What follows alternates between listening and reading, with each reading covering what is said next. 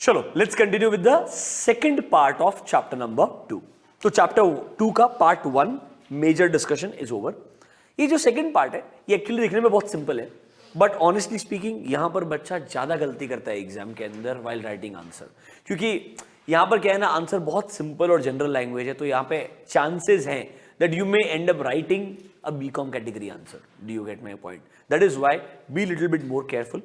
हम specifically highlight करेंगे कि भाई ये क्वेश्चन आ सकता है, आपको कैसे 4-5 पॉइंट पिक करके आंसर लिखने का है, थोड़ा ज्यादा केयरफुल रहना। यहां पर ज्यादा फोकस रहेगा जो इनिशियल फर्स्ट 15-20 पेजेस हैं चैप्टर नंबर 2 के, वो इस पार्ट में हम हाईलाइट करके डिस्कस करेंगे। चलो come to chapter number 2 part 2 in your modules page number 2.3। let's start with a concept called as competitive landscape. if I'm not wrong, recently एक दो अटेम्प्ट के अंदर ये क्वेश्चन पूछा है, sir what is competitive landscape. इसका मतलब है कि आप जिस इंडस्ट्री में काम कर रहे हैं उसका ओवरऑल जो कॉम्पिटिटिव एनवायरनमेंट है वो आपको समझना चाहिए, उसको आपने एनालाइज करना चाहिए, ताकि आप सही तरीके से स्ट्रेटेजीज चूज कर सकते हैं। मतलब you should know who all are the competitors, you should know what are the strengths of those competitors, उनके वीकनेसेस क्या है, उनके करंट सक्सेसफुल स्ट्रेटजीज क्या है। फिर अगर मैं उन सब कॉम्पिटिटर्स को अच्छे से एनालाइज करूंगा तो मुझे पता चलेगा ना मार्केट में गैप किधर है, ऐसा एरिया जो शायद मार्केट में कॉम्पिटिटर भी फोकस नहीं कर पा रहा है। मतलब I may be able to identify a niche. तो इसीलिए कॉम्पिटिटिव लैंडस्केप एक तरीके से कंपटीशन को एनालाइज करने का मैकेनिज्म है, जिससे आपको एक इंडस्ट्री के अंदर ये समझ में आएगा एक कॉम्पिटिटिव सिनेरियो कैसा है और आप शायद सही स्ट्रेटजीज को चूज कर पाएंगे। दैट प्रोसेस और that framework can be called as competitive landscape. Sir इसमें करना क्या है, कुछ आपको स्टेप्स इन्वॉल्व दिए हैं कि नॉर्मली क्या क्या स्टेप्स इन्वॉल्व होते हैं when you are understanding and evaluating the competitive landscape of a particular industry. तो यहां पर सबसे पहले कॉम्पिटिटिव लैंडस्केप का मतलब क्या है और फिर क्या स्टेप्स इन्वॉल्व है, दोनों को डिस्कस करेंगे। एग्जाम में ये ऑलरेडी 2-3 अटेम्प्ट पहले भी पूछा है, उसके पहले भी बहुत बार पूछा जा चुका है। Let's understand the question. देखो, competitive landscape is a business analysis. Mark करना, ये कॉम्पिटिटिव लैंडस्केप एक बिजनेस एनालिसिस है। बच्चा सबसे पहले गलती क्या करता है मालूम है क्या? Competitive landscape is identifying the competitor. तुम कॉम्पिटिटिव लैंडस्केप वर्ड को डिफाइन नहीं कर रहे हो। हाँ, identifying the competitor is one step, but remember the main concept is analysing the competition. And उसका एनालिसिस शुरू कैसे करोगे? क्या होता है बेटा, आप जब सेंटेंसेस लिखते हो ना, वो कभी कभी बिल्कुल सेंसेबल होते ही नहीं है, क्योंकि आप क्या कर रहे हो, दो हेडिंग्स को मर्ज कर रहे हो, बट वो लॉजिकल है क्या, ये आपने सोचना चाहिए। तो सर ये बिजनेस एनालिसिस है जिसके अंदर हम फॉलोइंग स्टेप्स अप्लाई करेंगे। क्या क्या स्टेप्स लगाएंगे, जरा नीचे आओ। But before we go there, एक सेंटेंस को मार्क करना। An in depth investigation and analysis of firms' competition will allow them to assess the competitors' strengths and weaknesses in marketplace, ताकि आप लोग सही स्ट्रेटजीज को चूज कर पाओगे और इंप्लीमेंट कर पाओगे। डोंट यू थिंक मैंने आपको यही तो बोला था कि sir this is nothing but analysis, जहां पर आप अपने कॉम्पिटिटर्स का स्ट्रेंथ्स एंड वीकनेस ढूंढोगे, ताकि इन दोनों के बेसिस के ऊपर सही स्ट्रैटेजी को चूज कर पाओगे। स्ट्रैटेजी चॉइस सही होगा आपका, और उसके बाद में आप कॉम्पिटिटिव एडवांटेज अचीव कर पाओगे। यही पर्पस के लिए आपको कॉम्पिटिटिव लैंडस्केप पढ़ाया जा रहा है। रादर एक बात सुनो, कोई भी एनालिसिस सिंपल होता है। एनालिसिस मतलब understanding the situation then making a right choice. यहां पर क्या सिचुएशन समझना है कि भाई हमारे पास कॉम्पिटिटर्स जो है मार्केट में, उनके स्ट्रेंथ्स क्या हैं, वीकनेसेस क्या हैं, अकॉर्डिंगली मेरे को समझेगा मेरे लिए सही स्ट्रेटजी क्या होगी ताकि मैं कॉम्पिटिटिव एडवांटेज को अचीव कर पाऊं in comparison to my competitors. Sir what are the steps involve? तो आप अगर एग्जाम में लिखेंगे ये क्वेश्चन, तो पहले competitive landscape is a business analysis. And इसका फायदा क्या है? सर ऐसा इन डेप्थ एनालिसिस या इन्वेस्टिगेशन करने से हमें पता चलेगा कि हमारे कॉम्पिटिटर्स के स्ट्रेंथ्स एंड वीकनेसेस क्या है, ताकि हम सही स्ट्रेटजीज को चूज करके इंप्लीमेंट कर पाएंगे। That is your point number C. ये आपका इंट्रोडक्शन होगा कॉम्पिटिटिव लैंडस्केप का, और फिर आएगा स्टेप्स इन्वॉल्व। नीचे आओ, steps to understand the competitive landscape. सबसे पहला पॉइंट क्या बोलता है? Identifying the competitor. मतलब सर कौन कौन से कॉम्पिटिटर्स एग्जिस्ट करते हैं इस इंडस्ट्री में, उनके नाम क्या है, हु आर द कॉम्पिटिटर्स, उनके मार्केट शेयर क्या है, बेसिक अंडरस्टैंडिंग मिलना चाहिए। दूसरा चीज, अंडरस्टैंड द कॉम्पिटिटर, वो क्या प्रोडक्ट्स एंड सर्विसेज प्रोवाइड करते हैं इन जनरल। देखो what are their products and services. Sir क्या प्रोडक्ट्स एंड सर्विसेज बहुत अच्छे प्रोवाइड करते हैं, ये थर्ड पॉइंट में कवर होगा। मतलब उनके स्ट्रेंथ्स को आपको ढूंढना पड़ेगा। What do they do well, what kind of great products they offer, उनका मार्केटिंग स्ट्रेटजी वगैरह बहुत अच्छा है क्या, एफिशिएंसी बहुत अच्छा है क्या। देखो सर उनका फाइनेंशियल पोजीशन कैसा है, क्या उनको प्राइस एडवांटेज मिल रहा है या कॉस्ट एडवांटेज मिल रहा है, क्या उनका नेक्स्ट मूव क्या हो सकता है आइडियली। मतलब इससे पता चलेगा what are they really good at. Number 1 was identify the competitor, number 2 was understand क्या प्रोडक्ट्स एंड सर्विसेज में वो डील करता है, एंड थर्ड में उसके स्ट्रेंथ्स क्या है, फोर्थ में बोलेगा उनके वीकनेसेस क्या है। मतलब मार्केट में उनका रिव्यू अगर खराब है तो क्यों खराब है, किस चीज के लिए खराब है। Let's say may be sir उनका रिव्यू खराब है आफ्टर सेल सर्विस के लिए, प्रोडक्ट बेचने में वो बहुत अच्छे हैं बट आफ्टर सेल सर्विस अच्छा प्रोवाइड नहीं करते हैं, तो शायद आपको वहां फोकस करना चाहिए। या सर आपका कॉम्पिटिटर प्रोडक्ट बनाने में अच्छा है, प्रोडक्ट का पैकेजिंग करने में अच्छा है, प्रोडक्ट का जो डिलीवरी मैकेनिज्म है, डिस्ट्रीब्यूशन चैनल जो है वो बहुत खराब है, जहां पर एक कस्टमर को बहुत चैलेंजेस फेस करने पड़ते हैं आइडियली। मतलब after placing the order 15 working days तक भी प्रोडक्ट डिलीवर नहीं होता, तो आपको डिस्ट्रीब्यूशन चैनल पे ज्यादा फोकस करना चाहिए। Understanding what exactly they are not good at is also equally important. इन सबसे पता क्या चलेगा, इन सबसे आपको सब कुछ एक पेपर पे लाओ, ये कॉम्पिटिटर है, ये उनके स्ट्रेंथ्स है, ये उनके वीकनेसेस है, इससे आपको गैप पता चलेगा किधर जरूरत है आपको फोकस करने का। इससे आपको आपके स्ट्रेटेजिक ऑप्शंस मिलेंगे, आपको पता चलेगा आपको कहां दिमाग लगाना चाहिए। देखो put all this information together and you will be able to understand exactly कौन से गैप्स को आपको फिल करने के बारे में सोचना है। मतलब ऐसा क्या करना चाहिए बिजनेस से इस इंफॉर्मेशन से ताकि वो अपने आप को इंप्रूव कर पाए और उनके वीकनेसेस को एक्सप्लॉइट कर पाए। ये सब स्टेप्स आपको कॉम्पिटिटिव एनालिसिस करने में हेल्प करते हैं। स्पेंड 2 मिनट्स, आराम से रीड करो, एक बार इतना अच्छे से रीड करो अगर एग्जाम में आया तो कॉम्पिटिटिव लैंडस्केप डिफाइन कर पाओ और 5 स्टेप्स को लिख पाओ। ऐसे 5 मार्क के लिए क्वेश्चन पूछे जाते हैं।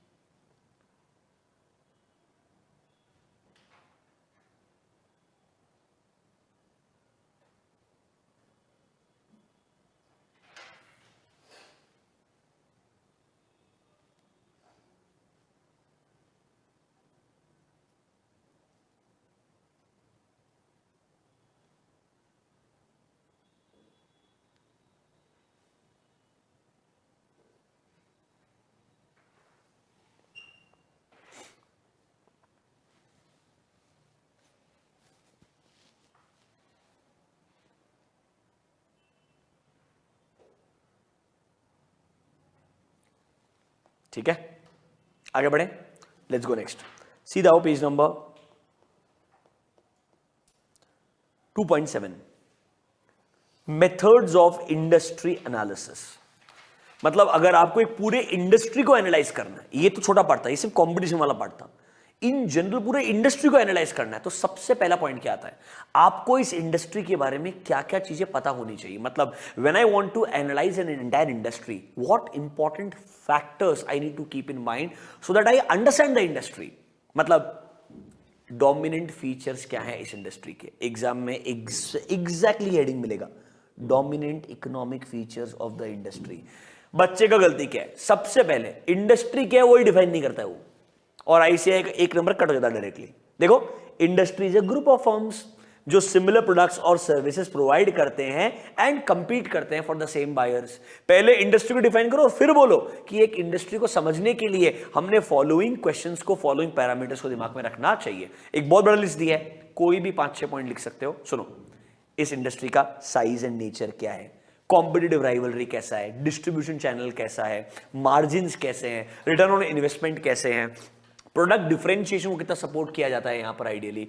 मतलब in general just think about basic questions and you can include an number of them in this particular list. मैं आपको कुछ पॉइंट्स मार्क करा के दे रहा हूं, बेर मिनिमम अगर आपने वो रीड कर लिए एक बार, आई एम श्योर आप ये आंसर लिख पाओगे। इंपॉर्टेंट क्या है, आइडेंटिफाइंग द क्वेश्चन, क्या पूछ रहा है, इंडस्ट्री को एनालाइज करने के लिए क्या क्या फीचर्स या क्या क्या एस्पेक्ट्स दिमाग में रखने चाहिए। पहले इंडस्ट्री क्या वो लिखोगे और फिर उन फीचर्स को एक्सप्लेन करोगे। मैं आपको मार्क करके देता हूं मेरे सबसे आसान पॉइंट्स, इजी वाले, A, B, D, F, H, M and N.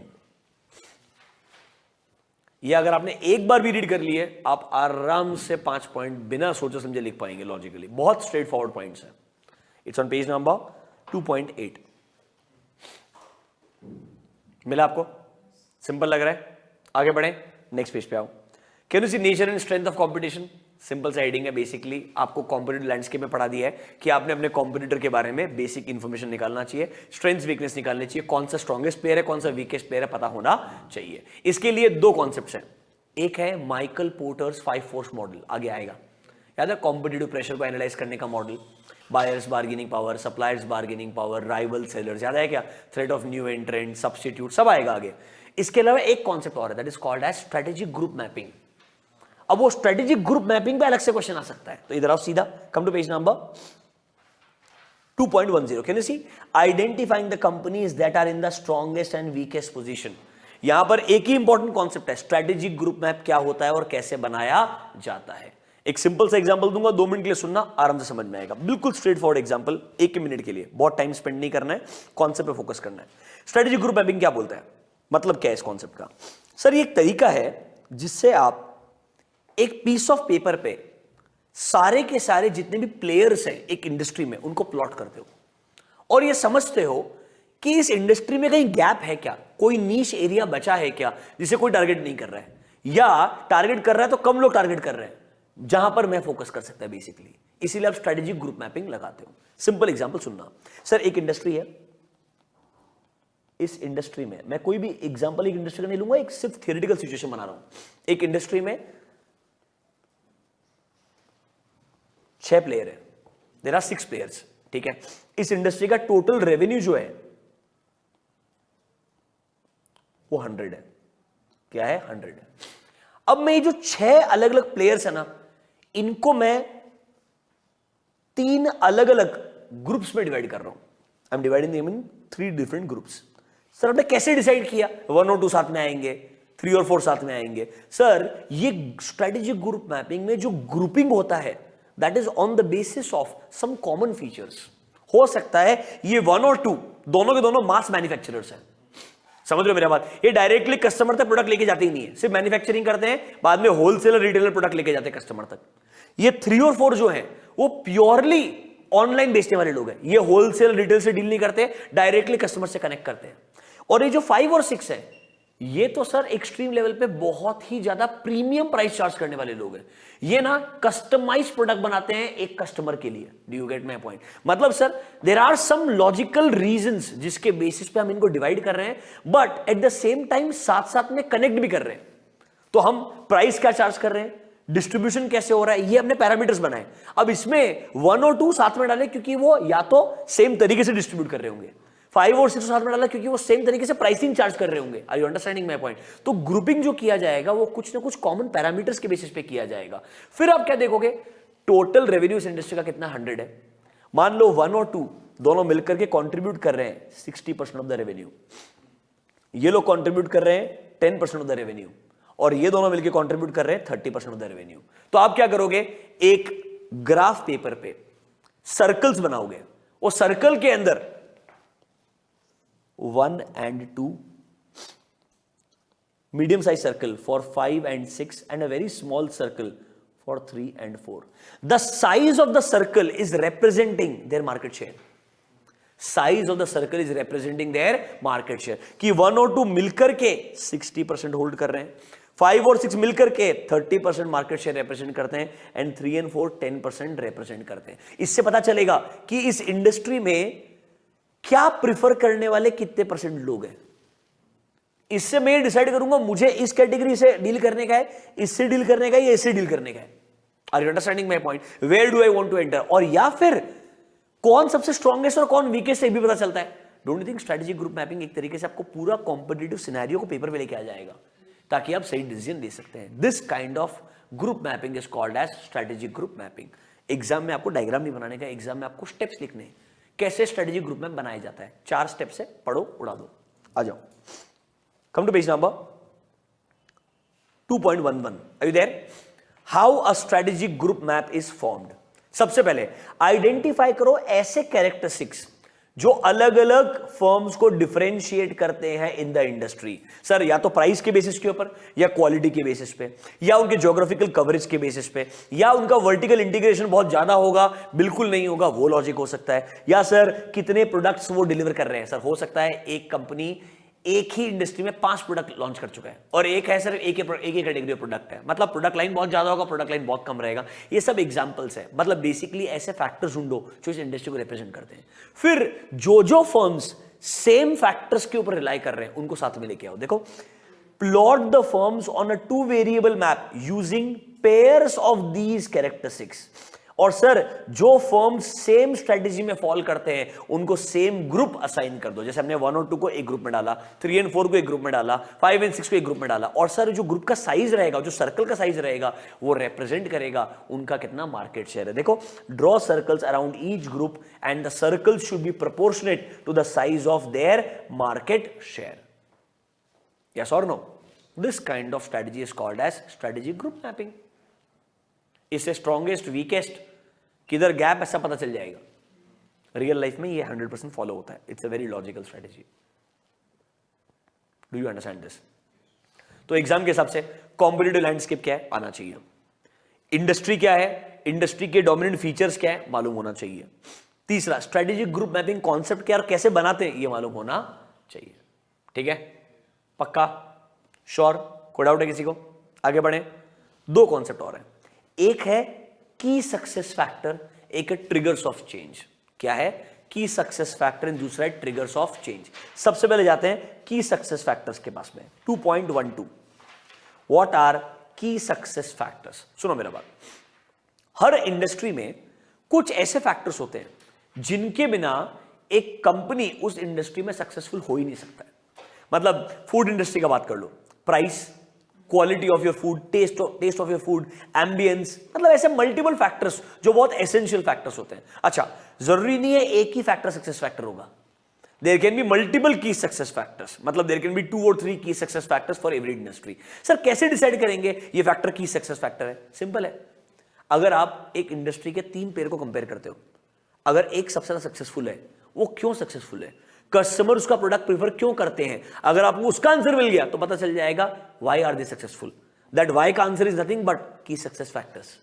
तो सबसे पहला क्वेश्चन यही है भाई, why would a customer pick a brand over another brand? If you can get the answer to that question, that means you will understand what are the key success factors for this industry. फिर sir उनको ढूंढना पड़ेगा, समझना पड़ेगा. और ध्यान रखना, ये इंडस्ट्री टू इंडस्ट्री वेरी करता है, कंपनी टू कंपनी भी वेरी कर सकता है. हो सकता है एक इंडस्ट्री में मल्टीपल की सक्सेस फैक्टर्स रहे, बट रेयरली 2 या 3 से ज्यादा रहेंगे. एग्जाम में क्या लिखोगे, ढंग से सुनना. पॉइंट नंबर सी इंपॉर्टेंट है. Sir, answer to these questions will help you in identifying key success factor. मतलब on what basis customer choose between competing brands. फिर सर ऐसा क्या है सेलर के पास में जिससे वो कॉम्पिटिटिव एडवांटेज को सस्टेनेबल तरीके से अचीव कर पा रहा है. सस्टेनेबल कॉम्पिटिटिव एडवांटेज मतलब एज है आपका against competitor, but not just for 1 year. You have an edge for years. So you have this strong position not just for 1 or 2 year. ये सस्टेनेबल है, मतलब for a longer period of time आपने achieve किया. कैसे achieve किया, उसका जो answer है that is nothing but key success factor. देखो नीचे आओ. Sir key success factors will vary from industry to industry and time to time. But sir rarely एक इंडस्ट्री में 3 या उससे ज्यादा, 3 या 4 से ज्यादा की सक्सेस फैक्टर रहेंगे.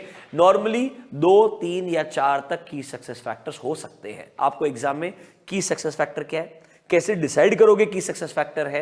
फिर सर इंडस्ट्री में वेरी करते रहेंगे time to time, and sir 3 से 4 हो सकते हैं. ये पॉइंट्स अगर आपने लिख दिए आपका काम हो जाएगा. मतलब point number E, F, C and A में first line, those things which affects the industry members ability to prosper, जो सबसे ज्यादा इंपैक्ट करेंगे आपके एबिलिटी टू ग्रो को.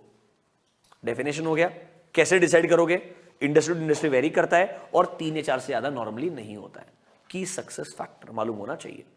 देखो ऐसे क्वेश्चन अगर आए ना बहुत मुश्किल होता है, क्योंकि ये जब तक स्पेसिफिक पॉइंट्स पिक नहीं करोगे ना, आंसर 4 मार्क के लिए लिखना चैलेंजिंग है बहुत ज्यादा. थोड़ा इसलिए केयरफुल रहना. मैं रादर एक पूरा सेशन इसके लिए क्रिएट किया है क्योंकि मुझे मालूम है बच्चा शायद गिव अप कर देता है इस पार्ट में जल्दी, तो थोड़ा आपको फोकस रखना चाहिए. There is one more concept that is called as triggers of change. कुछ ऐसे डोमिनेंट फोर्सेस जो ना एक इंडस्ट्री में सिग्निफिकेंट बदलाव लेके आते हैं। Come to page number 2.9 triggers of change. मतलब हर इंडस्ट्री में after a point in time कुछ ना कुछ ऐसा बदलाव आता है जो ट्रिगर होता है बिकॉज ऑफ सर्टेन फैक्टर्स। सबसे आसान example, internet has triggered a change in majority of the industries. तो सर इसके लिए वर्ड यूज किया उन्होंने डोमिनेंट फोर्स या driving force. Can you see the word, the concept of driving force.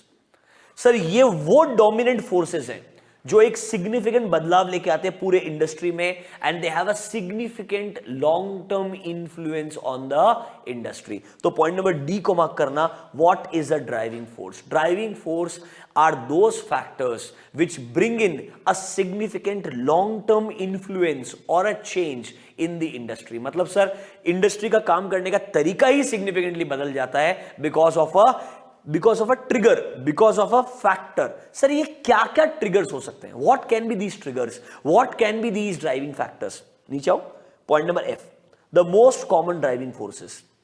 List देखो, सबसे पहला internet, that is new e commerce opportunities, globalisation. It's no more that you are just part of a country. You can sell a product to anywhere in the world except North Korea. Product innovation, market innovation. कोई नया firm enter होता है या exit होता है, ये forms लिखा है, ये फर्म्स है। जियो is an example.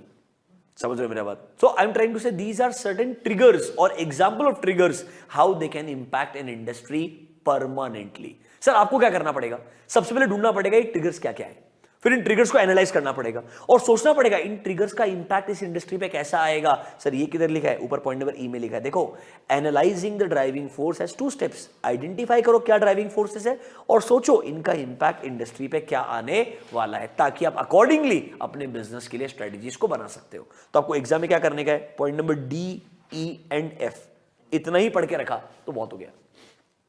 Even if it's a 4-mark question, driving force are those dominant forces जो biggest possible influence लेके आते हैं for a long term in case of an industry। हमको सर ढूंढने पड़ेंगे ऐसे driving forces क्या क्या है और उनका क्या क्या impact आ सकता है, इसको evaluate करना पड़ेगा। सर normally driving forces जो generally impact करते हैं industries को, example 1 2 3 4, आंसर डन।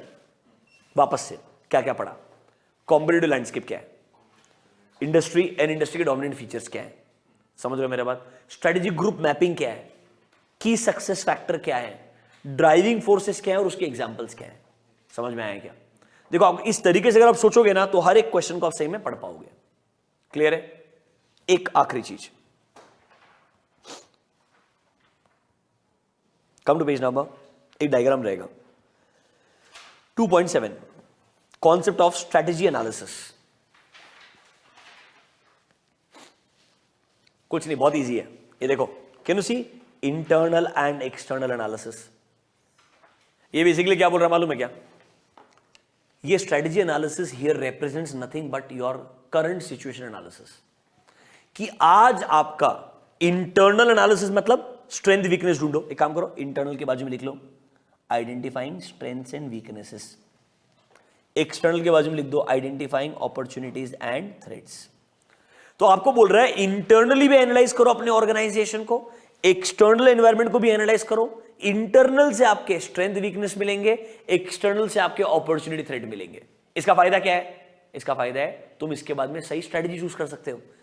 आप एसओ अचीव करना चाहोगे, अरे हाँ या ना, जहां पर वीकनेस उसको स्ट्रेंथ में कन्वर्ट करके अपॉर्चुनिटी को ग्रैब करना चाहोगे। So after analysing your internal and external elements, आप सही स्ट्रेटजी को चूज करोगे, उस स्ट्रेटजी को बनाओगे, उसको इंप्लीमेंट करोगे और अपने ऑब्जेक्टिव्स को अचीव करोगे। तो स्टेप सिंपल है, बट ये इंटरनल एनालिसिस और एक्सटर्नल एनालिसिस में क्या क्या आता है ये हमको डिस्कस करना है। देखो एक काम करो, आउटकम पढ़ लो। आउटकम क्या है? देखो, इंटरनल एनालिसिस के बाद में क्या आएगा? आपको आपका स्ट्रेंथ और वीकनेस पता चलेगा। एक्सटर्नल का आउटकम क्या है? आपको आपके अपॉर्चुनिटी एंड थ्रेट पता चलेंगे। इससे आप क्या करोगे? सही स्ट्रेटजी को ढूंढोगे, उसे सेलेक्ट करोगे, उसे इंप्लीमेंट करोगे और रेगुलरली मॉनिटर करते जाओगे। मतलब है पूरा का पूरा स्ट्रेटेजिक मैनेजमेंट का कॉन्सेप्ट ही। हाँ, बट इंटरनल एनालिसिस में क्या आता है और एक्सटर्नल एनालिसिस में क्या रहता है, ये इंपॉर्टेंट है। Come to internal analysis. सबसे पहले अपना खुद का एग्जिस्टिंग परफॉर्मेंस को एनालाइज करो। मतलब आपका आज तक का प्रॉफिटेबिलिटी कैसा रहा है, रेवेन्यू का नंबर कैसा रहा है, कस्टमर सेटिस्फेक्शन कैसा है, प्रोडक्ट क्वालिटी कैसा रहा है, मैन्युफैक्चरिंग कॉस्ट कैसा रहा है, एचआर कैसा है आपका. Don't you think it's more like आज तक का हमारा करंट सिचुएशन को एनालाइज कर रहे हो, हमारा परफॉर्मेंस को आप इवैल्यूएट कर रहे हो. फिर क्या बोल रहा है देखो सर, साथ साथ में ये भी देखो आपके जो करंट स्ट्रेटेजीज हैं, जो आज तक पास्ट में आपने फॉलो की है, जो आप आज फॉलो कर रहे हो, वो किस चीज से इंपैक्ट हो रही है. डिटर्मिनेंट एनालिसिस का मतलब है पास्ट एंड करंट स्ट्रेटेजीज किस किस से इंफ्लुएंस होकर आई है, क्या क्या प्रॉब्लम्स और इश्यूज आपने फेस किए हैं, क्या क्या अच्छी चीजें आपने अचीव की हैं. देखो what all problems you have faced, what all capabilities you have identified. आपके bottom line strengths and weaknesses क्या है, ये आप ढूंढने का ट्राई कर रहे हो. मतलब आपका परफॉर्मेंस एंड आपके स्ट्रेंथ्स एंड वीकनेसेस को आइडेंटिफाई करना, what you are good at, what you are bad at, what are your capabilities जिससे आपको एज मिल रहा है, व्हाट आर योर वीकनेसेस जिससे आप पीछे रह रहे हो. ये सब कुछ इंटरनल एनालिसिस में आएगा.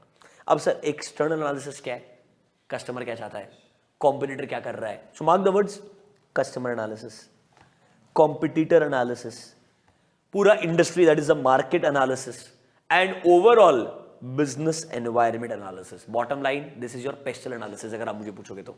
बट पेस्टल के साथ में यहां पर माइक्रो एलिमेंट्स भी है. Pastel was only macro, BCK याद है क्या, बीसीके इंटरनल एक्सटर्नल. एक्सटर्नल में माइक्रो मैक्रो दोनों थे, तो जो पहले दो है कस्टमर कॉम्पिटिटर वो माइक्रो है, और मार्केट और एनवायरमेंटल इज मैक्रो, अगर याद आया तो.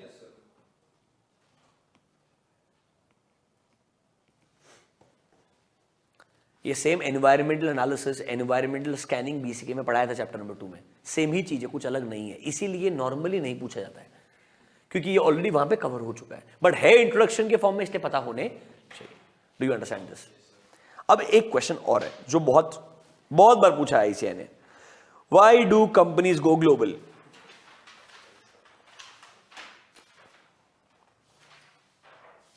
अच्छा, पेज नंबर 2.18 पे आओ.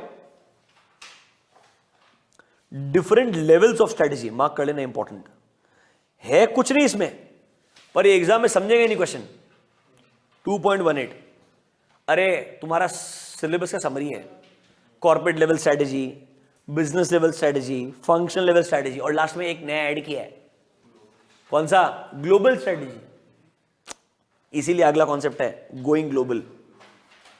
पेज नंबर 2.19 के नेक्स्ट है 2.20 ग्लोबलाइजेशन. यहां पे सबसे पहले पढ़ाएगा what is MNC, multinational corporations. याद है क्या, एमएनसी के 3 कैरेक्टरिस्टिक फीचर्स हैं. Sir they have common pool of resources, they have presence in multiple nations, मतलब कॉन्ग्लोमेरेट होता है, एंड उनकी स्ट्रेटेजी भी कॉमन होती है. मैकडॉनल्ड्स वाला इंसान आज भी येलो पेंट किया हुआ है, चाहे वो यूएसए या इंडिया में. समझ रहे हो मेरे बात. तो इट्स सिंपल, रिसोर्सेस सबके कॉमन रहते हैं, स्ट्रेटेजी कॉमन रहता है, and they have a presence across geographical segments. That is a conglomerate entity. तो sir what is a global company, इसको मार्क करो. A global company has 3 characteristics. It is a conglomerate of multiple units, it has common pool of resources, and they generally have a common strategy. आपके लिए एकमात्र memory technique CCC.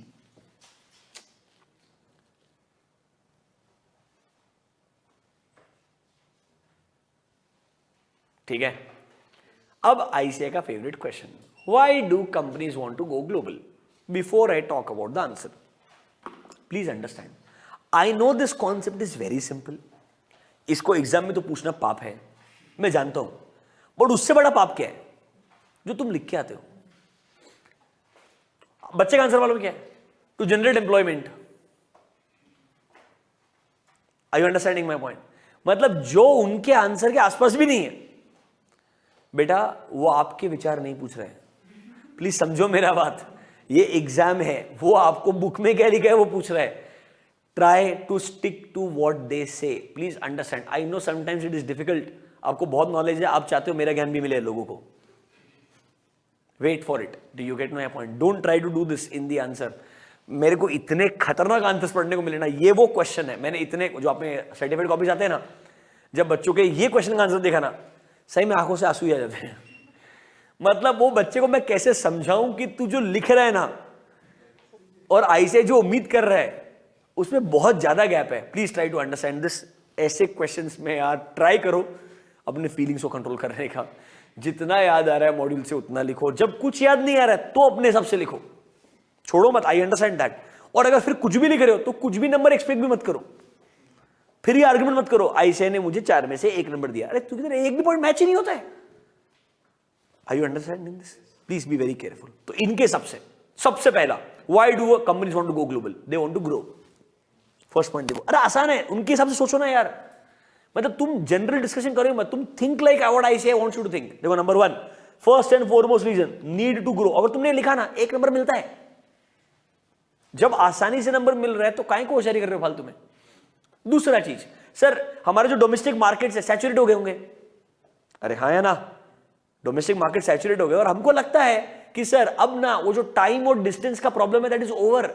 Once upon a time यहां से US communicate करना used to be challenging, now there is a significant shrinkage of this time and distance के constraints. अब ऐसा कोई कंस्ट्रेंट है ही नहीं। देखो, rapid shrinking of time and distance across the globe. Why? Because of faster communication, easy transportation, financial flows are increasing significantly, technological बदलाव सब जगह पे है। Don't you think it is actually motivating to go global?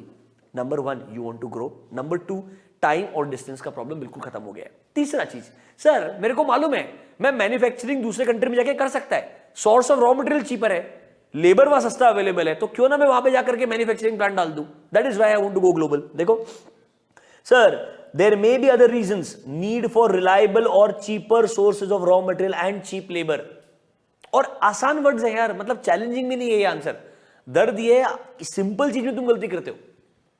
फिर मैंने बोला था ना तुमको, सर हमारा डोमेस्टिक मार्केट सैचुरेट हो गया। देखो, no, the domestic markets are no longer adequate and rich, मतलब खत्म हो गया मार्केट में डिमांड। यहां पे हमको अगर नया नंबर चाहिए तो यहां से नहीं मिल सकता है। समझ में आया कि आपको? प्लस एक जमाने में दुनिया में ट्रेड बैरियर्स थे, जैसे फॉर एग्जांपल रशिया के लिए लोग अभी यूएस के अंदर यूरोप में क्रिएट कर रहे हैं, but don't you think globally countries trade barriers खत्म कर रही है?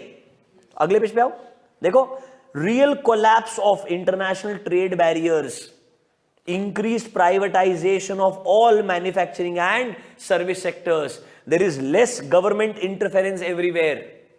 Don't you think it's supportive to globalization? That means you should try to think go global. ठीक है, एक पॉइंट और पिक कर लो, चलो last. When exporting organizations find foreign markets to open up or grow big, they may naturally look at overseas manufacturing plant and sales branches to generate higher sales and better cash flows। मतलब जो आज तक export करते आए थे, for example car Korea में बना के इंडिया भेज रहे थे, अब लगता है क्यों ना इधर ही बनाकर इधर ही भेज दें। Do you get my point? That is why they would want to increase their presence geographically in multiple locations. Writing a 4 या 5 point is not a difficult job. It's just that exam के एक दिन पहले तुमको शांति से पढ़ने का है, तुमको ये चीजों को, ये पेजेस को स्किप नहीं करना है। प्लीज मेरा बात समझो, लास्ट डे तुम्हें मालूम होना चाहिए मुझे इतना ही पढ़ना है, पर उतना अच्छे से पढ़ना है ताकि मेरे लैंग्वेज इससे करीब रहे। लास्ट डे अगर तुम होशियारी दिखाओगे ना मैंने बहुत पढ़ लिया है, मेरे को लास्ट डे ये नहीं पढ़ने का जरूरत है, तो तुम गलती करके आएगा और तुम कुछ भी लिख करके आएगा, वो आपको नहीं करने का है। Do you understand this? This is why companies go global. अब यहां से आगे पोर्टफोलियो एनालिसिस है, तो इसकी जो आगे का पार्ट था उसमें honestly speaking TOWS matrix important है, why do companies go global important है, उसके अलावा की सक्सेस फैक्टर्स इंपॉर्टेंट है, स्ट्रेटेजिक ग्रुप मैपिंग इंपॉर्टेंट है, इंडस्ट्री एंड उसके डोमिनेंट फीचर्स इंपॉर्टेंट है, एंड कॉम्पिटिटिव लैंडस्केप इंपॉर्टेंट है। सर एक काम करो, सब बोल दो इंपॉर्टेंट है, क्योंकि इस चैप्टर में लिटरली आईसीआई कुछ भी पूछ सकता है। अंडरस्टैंड, मेरे पास में कोई ऑप्शन नहीं है, बट एटलीस्ट मैं चाहता हूं कि रिवीजन तो ढंग से कर लो ताकि एटलीस्ट कुछ भी आए तो क्वेश्चन छोड़ने की जरूरत ना पड़े। Do you understand this? पक्का? एक लास्ट कॉन्सेप्ट, बट एक्चुअली अभी पढ़ सकते हैं, चलो एक आखिरी कॉन्सेप्ट पढ़ लेते हैं, बाद में core competency and competitive advantage मैं लास्ट के चैप्टर के अंदर मर्ज कर दूंगा, ठीक है? सो एक कॉन्सेप्ट है वैल्यू चेन एनालिसिस। एक जमाने में आईसीआई का बहुत फेवरेट क्वेश्चन हुआ करता था। Page number 2.39, value chain analysis. What is value chain analysis? ये बोलता है when you look at a company, don't think that company is just some people, machinery and some money. That's how we all look, I understand, but वो बोल रहे हैं ऐसा मत सोचो। एक कंपनी के बारे में जब सोचना है तो एक काम करो, अपने अंडरस्टैंडिंग को 2 पार्ट में डिवाइड करो। हर मैन्युफैक्चरिंग कंपनी के कुछ प्राइमरी एक्टिविटीज होते हैं एंड कुछ सेकेंडरी एक्टिविटीज होते हैं। अब अगर एक मैन्युफैक्चरिंग कंपनी के लिए बात करोगे तो प्राइमरी एक्टिविटी क्या है, प्राइमरी एक्टिविटीज, कोर एक्टिविटीज क्या है? सुनो, मैं मैन्युफैक्चरर है, रॉ मटेरियल खरीदेगा, लेकर के आएगा, दैट इज इनबाउंड लॉजिस्टिक्स। फिर रॉ मटेरियल को कन्वर्ट करेगा फिनिश गुड्स के अंदर, that is my converting raw materials into finish goods, operations वाला पार्ट आ गया। फिर जब प्रोडक्ट बन जाएगा ये मेरे कस्टमर तक लेके जाएगा, आउटबाउंड लॉजिस्टिक्स, यस और नो। साथ साथ में मुझे कुछ important after sale services provide करने पड़ेंगे, अरे हाँ या ना, और प्रोडक्ट को बेचने के लिए मार्केटिंग करना पड़ेगा। तो जरा नीचे आओ, प्राइमरी एक्टिविटीज को 5 पार्ट में डिवाइड किया है। Inbound logistics, operations that is converting your raw materials into finish goods, outbound logistics that is final product को कस्टमर तक लेके जाना, कस्टमर को बेचने के लिए मार्केटिंग एंड सेल्स करना, and service here represents after sale service, मतलब इंस्टॉलेशन में हेल्प करना, वारंटी रिलेटेड प्रॉब्लम्स को सॉल्व करना, अगर कोई चैलेंजेस आ रहे हैं तो उसको इंप्रूव करना। These are your primary activities.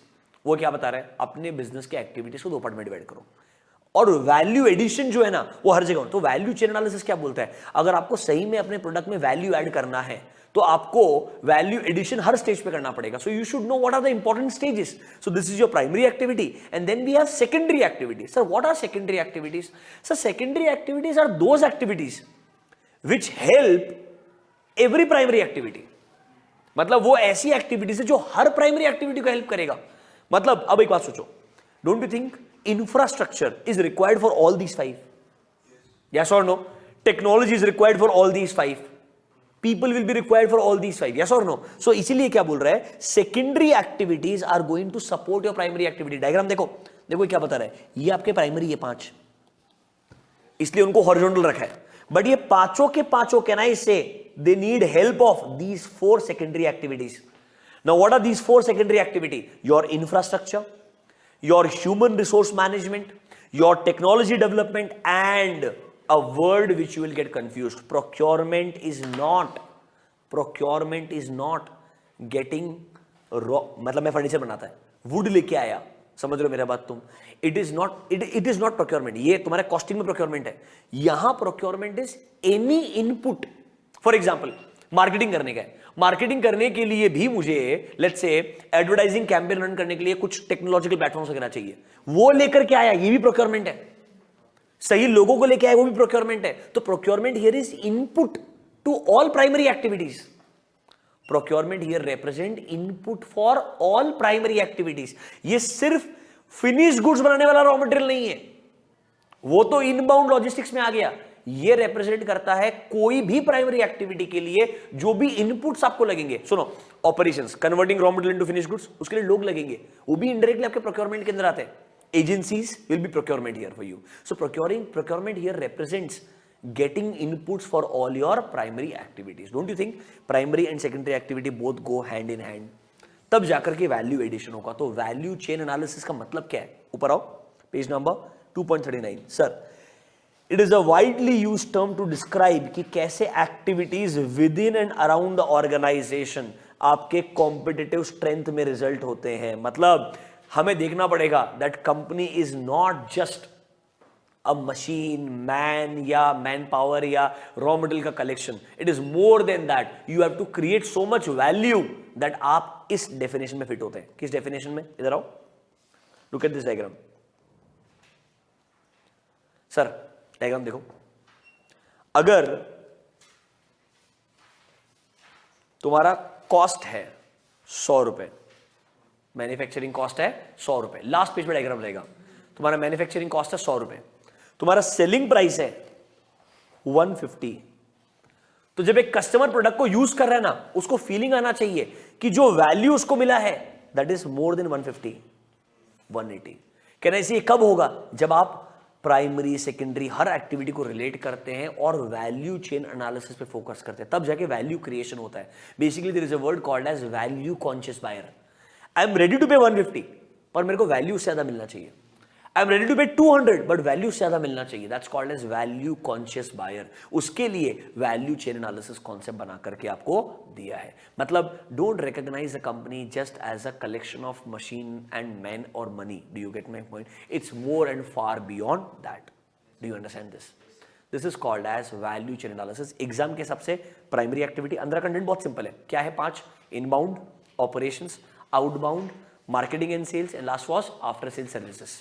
What are your secondary activities? Procurement of all the inputs for all your primary activities, technological development, firm का infrastructure, and human resource management. All four collectively are called as secondary activity. They all are required to help all other primary activities. Do you understand value chain analysis? ये काफी common question था एक जमाने के अंदर. आजकल ज्यादा focus दो अदर कॉन्सेप्ट पे होता है जिसको हम एक सेपरेट सेशन में डिस्कस करेंगे after finishing other chapters.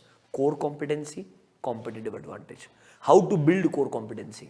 Competitive advantage को सस्टेनेबल बनाने के लिए क्या क्या चीजें पता होनी चाहिए. ये चीजें तब समझेगी जब आपको आगे के चैप्टर्स का अंडरस्टैंडिंग और बेटर आएगा. But other than these two concepts, major coverage of chapter number 2 is absolutely done. Comfortable? I know बहुत डिटेल में सब कुछ ट्राई किया कवर करने का, मेजोरिटी पार्ट को. थोड़ा क्विक भी था बिकॉज रिवीजन सेशन है, लॉजिक है उसका क्लियरली. हम एक एक चीज के ऊपर 1 घंटे डिस्कशन नहीं कर सकते हैं. But I hope it was helpful. So will continue with the next chapter in the next session. Thank you guys.